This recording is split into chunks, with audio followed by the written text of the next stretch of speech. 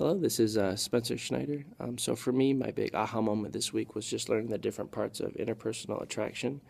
The different parts it talks about are similarity, complementarity, proximity, contact, and interaction, and physical attractiveness.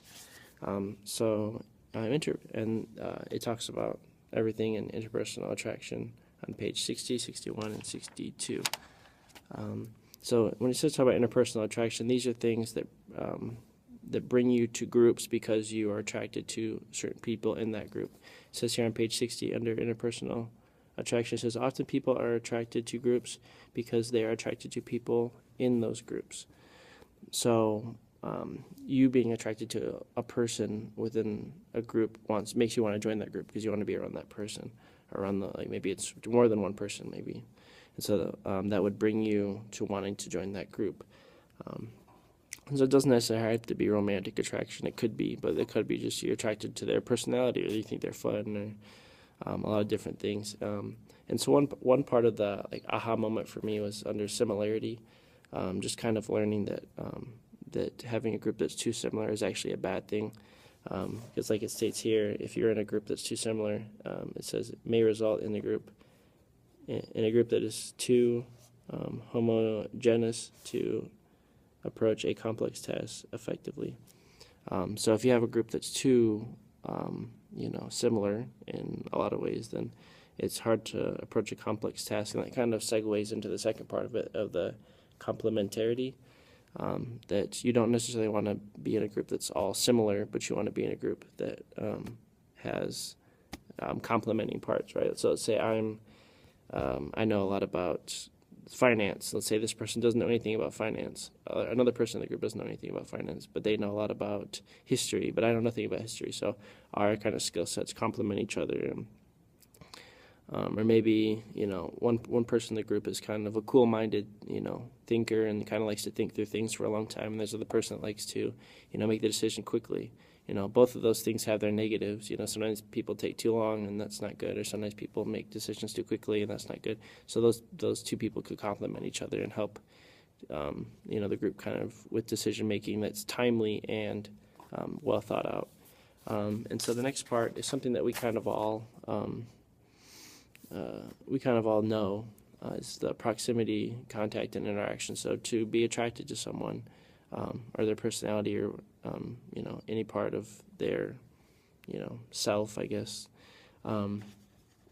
you have to be in contact with them or in proximity or have an interaction with them. And then the last part is physical attractiveness, and this isn't necessarily romantic attraction.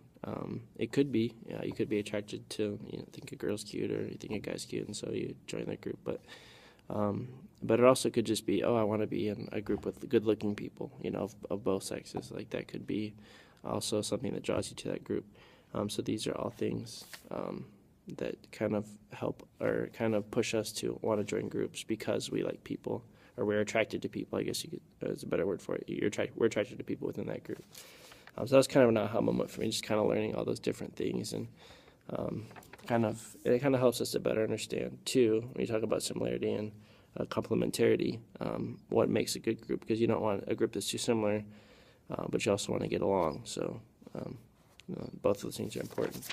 And the second thing that we're talking about today is Maslow's theory and Schwartz's theory. On page 53 and 54. And it talks about how we use these theories today, or these methods of communication today. And I would say that for the most part we do use pretty much all of them still today. I mean, communication is, I feel like, such a basic need, is such a basic principle that as humans we still communicate the same way in a lot of these aspects. Like we still have the need. So on page 53, of course, we still have the physiological needs, the safety needs. On page 54, we still have the belonging needs, esteem needs, self-actualization needs. And also, when it comes to Schwartz theory, we like the inclusion need, control need, affection need. So we still need all these things. These are all still important to, kind of how we communicate and how we, are like find happiness through communication. And it also talked about how this has changed with social media, and I feel that that social media really has changed the way that interpersonally, we still use a lot of the same principles, right? And they're still kind of the same way they always were. But when social media has definitely added a different aspect to these theories.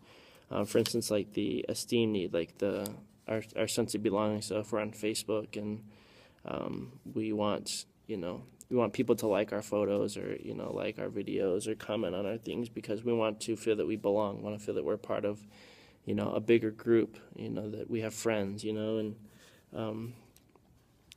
I feel that even, like for instance, under the Schwartz theory, the control need, like sometimes we feel like, if, we have a friend and they post a picture of them doing something that we don't approve of, and we can say, hey, like, you shouldn't be doing that, and that's kind of the Facebook or, Instagram, Twitter drama that people talk about, is that sometimes people feel that they need to control other people through social media and kind of keep tabs on them and stuff like that. And I think the biggest one is in the Schwartz's theory, I guess for me, is probably the affection need. And that's kind of what I came back with, or that's kind of what I mentioned with the esteem need, is that people feel that they need affection, that affection comes through likes. Not everybody, I get, like not even everyone's on social media really, but some people feel that, the way that they get affection is through social media, like virtually, that when people like their stuff or when their photos are shared or whatever, retweeted, I guess, on Twitter and stuff like that, I guess that's how they feel that they can get affection. And if they don't get the likes, then they feel that it's less affection. So it's definitely added a whole different kind of complex to some people's minds. Like I said, not everyone really, is all in with social media. But so yeah, that's all for this week, and thank you so much.